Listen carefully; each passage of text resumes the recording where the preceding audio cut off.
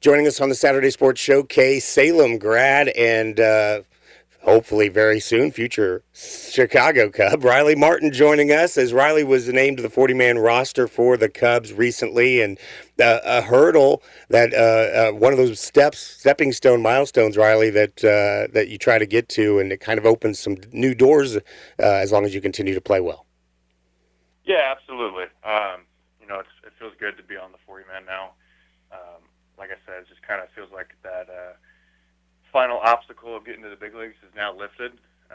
Now I just got to go out and play like I've prepared to play, and I'm just really looking forward to the opportunities coming my way. Yeah, in the last 2 years, knocking on the door. Last year, really, really good year for you. Yep. 80 strikeouts and 60-plus innings and all of that. And you just feel yourself getting more comfortable in situations, and that. How's that development been, especially over the last couple of years? Yeah, I think this was definitely my best year as a professional.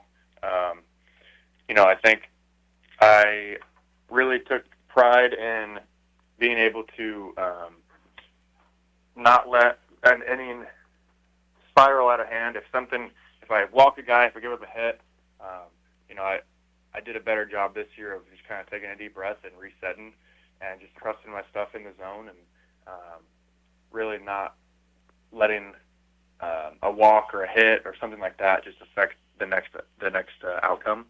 I think that's something I'm really proud of, and also just I threw more strikes this year. That's the biggest thing.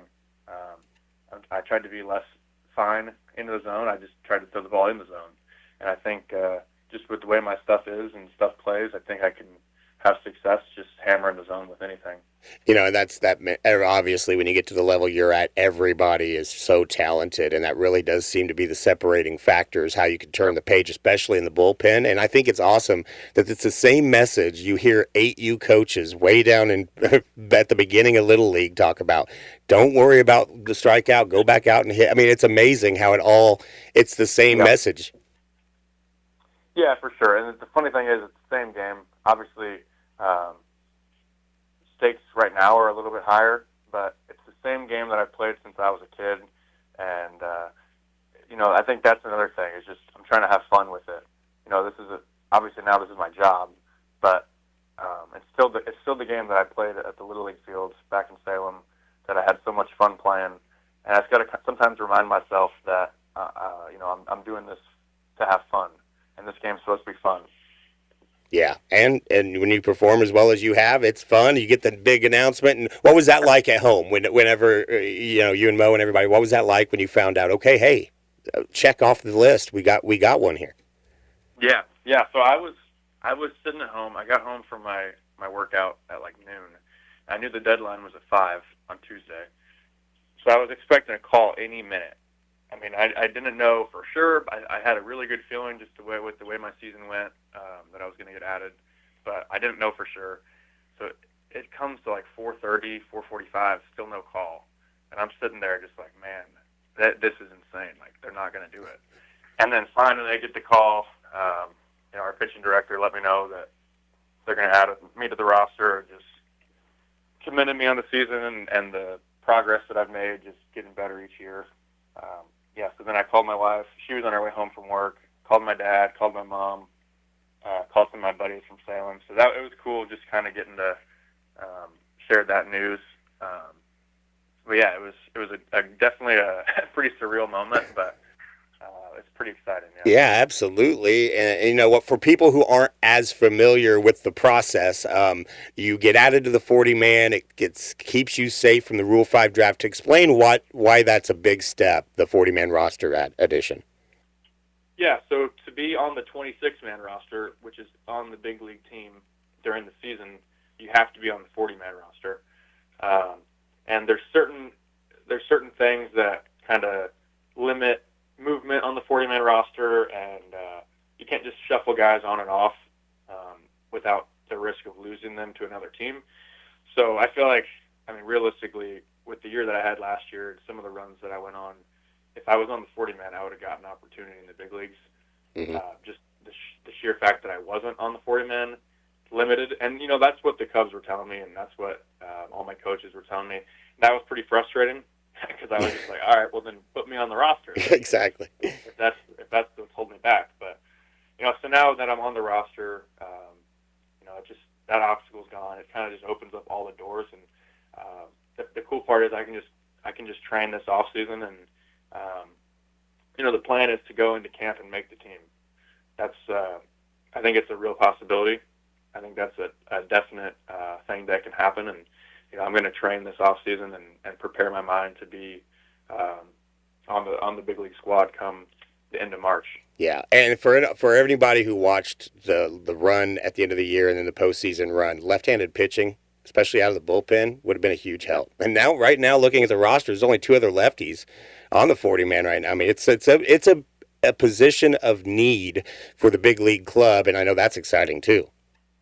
Yeah, for sure. I think I think it's still early in the off season. I think they're going to sign some guys. Sure. I mean, if you look at the roster right now, there's only 8 relievers. So if they don't sign anybody, then that means I'm going to be in the big leagues starting the year. But I mean, I'm sure they're going to sign some guys, and that's good. I mean, I think the thing that I'm most looking forward to is just putting the work in and knowing that I'm going to be the most prepared guy there, and I'm going to do everything I can to make that team. And I think, last year I had a really good spring training. I think I threw like 10 innings, and I didn't have any walks. I was punching guys out, not giving up runs, and they really didn't even give me a chance. It's because I wasn't on the roster. They sent me back to minor league camp 3 weeks into big league camp. Right. So I think this year I'm just looking forward to actually getting an opportunity and showing them that I'm ready to pitch in the big leagues. Yeah, it's the carrot on the stick. I mean, you can, as motivated as somebody is, to get that next level. Like, okay, now there's another goal. Now if you pitch well, you could make the major league team, as opposed to last year. Hey, dominate all you want. This is kind of the situation you're stuck in. Man, that's exciting moving forward, especially when you see the evolution of bullpens and whether you do a bullpen or you eventually start. I mean, pitching is of a premium right now. So I mean, it's definitely something that, as far as working hard and getting an opportunity, you would think that's going to happen. Yeah, for sure. I think something that I'm really proud of is from last year is just how I didn't let those outside circumstances affect my performance. It was really easy. I was really frustrated. I went from April to July, I didn't give up a run.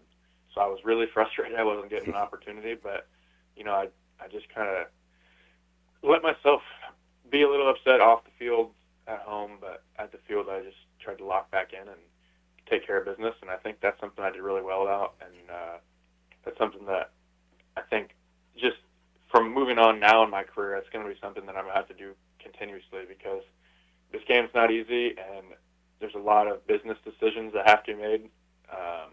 So it's just, you're not always going to love your situation, but that can't affect the way you perform and the way you prepare. Yeah, and it won't, I'm sure, with you as well. And, man, congratulations again on this. We know there's a lot of work to do. We know you're not content or anything like that, but it's nice to stop and smell the roses every once in a while and get dabbed up and say, hey, listen, great job. And that's what we wanted to do today. Before I let you go, what a World Series it was. And let me just get from a pro perspective, what Yamamoto did. When he throws 96 pitches in Game 6 and comes right back in 2 2/3, let everybody know. I mean, obviously it's hard. How hard is that? That is amazing. It's insane. It literally makes no sense. As a reliever, I go back-to-back sometimes, but I'm throwing 20 pitches the night before, and then I'm throwing another 20. Back when I was in college, and I would throw 120, 130 pitches every week. Wow, my arm would hurt so bad I wouldn't even pick up a baseball for like 4 or 5 days. I would throw Fridays, and I wouldn't throw again until next Wednesday. My arm would hurt so bad. I can't believe it. And normally whenever you're on a back-to-back like that, especially for a guy who hasn't done that, I mean, he's not a reliever. He's a starter. I don't think he's ever gone on 3 days rest before. So, yeah, I don't think so. So normally when you see that, your velocity is going to be a little bit down, your command's going to be a little bit down. I mean, he was throwing harder and putting it exactly where he wanted. It was so impressive. It was just insane.